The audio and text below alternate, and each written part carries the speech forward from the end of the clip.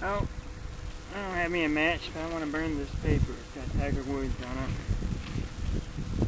And I'm going to see how quickly I can start the fire with my Fresnel lens.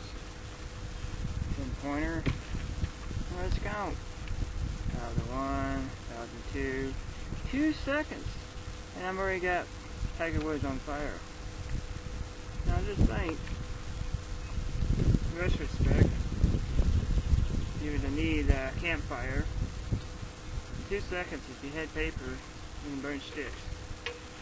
You can burn all kinds of things with this thing. Now I know it's not just a solar lens doing it. It's called fire. It's called fire. In 2 seconds, I ignite newspaper. Put this out before it burns my grass up.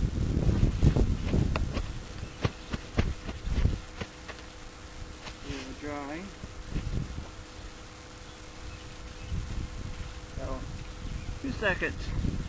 Thanks for watching my video. Fresnel lens versus newspaper.